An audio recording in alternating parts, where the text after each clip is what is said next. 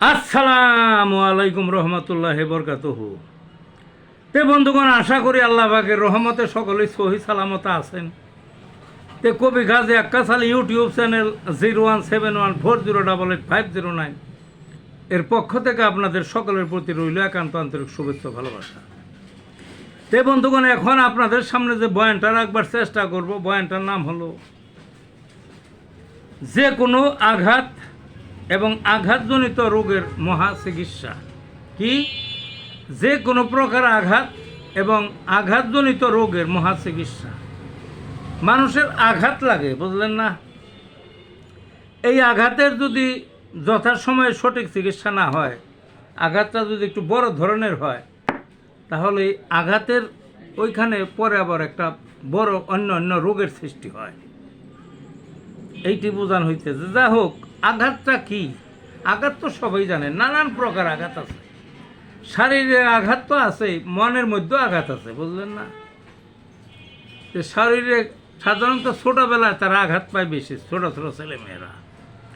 ওই যে যখনই একটু বাড়তে থাকে আইবরা বাড়ে, আইবরা বাইরা খাটের থেকে পড়ে যায়, চকিতের থেকে পড়ে যায়, তার কতই না আঘাত পায়, বুঝলেন না?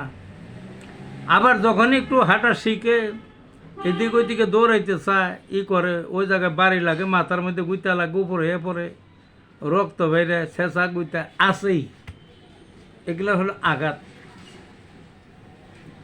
আবার মধ্যম বয়স, তাদেরও আঘাত আছে, এত আঘাত না, তো মাঝে মাঝে আঘাত লাগে। পাওটা পিছলিয়ে গেল, দরজার গোড়ায় লেগেছে, ইঙ্গি লাগলো, হাতের মধ্যে ছেঁচা খাইলো, বুঝলেন না?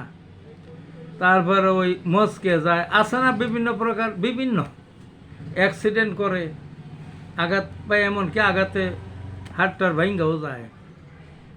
আবার বৃদ্ধ বয়সেও প্রচুর আঘাত, এক ছোট অবস্থায় আর বৃদ্ধ বয়সে, তখন চোখে দেখে কম, শরীরে বল থাকে না, পইরা যায়, বুঝলেন না? লাঠি লুঠি ভর দিয়ে কোনো রকমে হাঁটে, তখনও আঘাত বেশি পায়।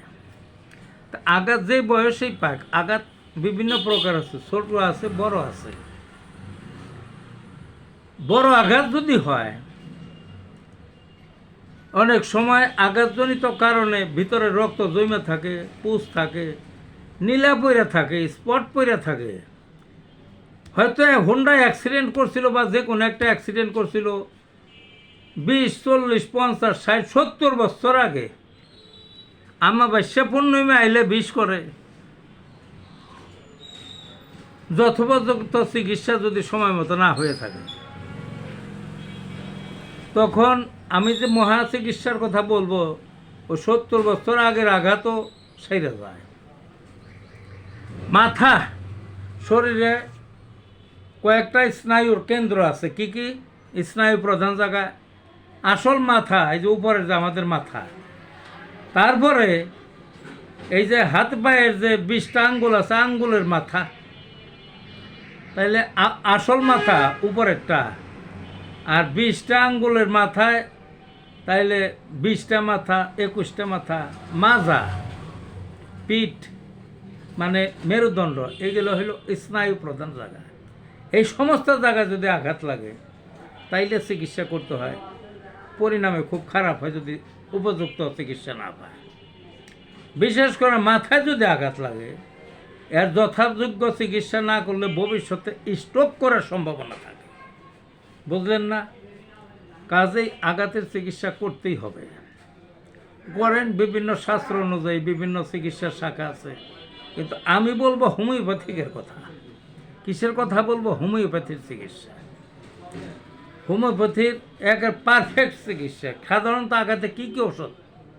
আঘাত কোথায় কোথায় বেশি জখম হয়? একটা হলো মাংসের মধ্যে, হাড়ের মধ্যে, হাড়ের জয়েন্টের উপরে, স্নায়ুর জায়গা, ওই যেটা আগে আলাপ করলাম, বুঝলেন না?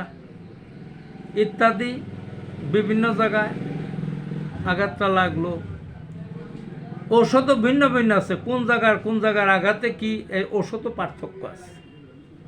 হাড়ের একটা, ভাঙ্গা গেলে আর একটা, স্নায়ুর মধ্যে আঘাত লাগলে আর একটা ঔষধ, তারপরে চামড়ার মধ্যে একটা লাগলে আর একটা, তারপরে আপনার ওই মাংসের মধ্যে লাগলে আরেকটাতে। যাই হোক, আমার এত পেশালের দরকার নাই। প্রথম এবং প্রধান যে ওষুধ আঘাতের, এটা হলো আর্নিকা মন্ট। কি? Arnica Mont.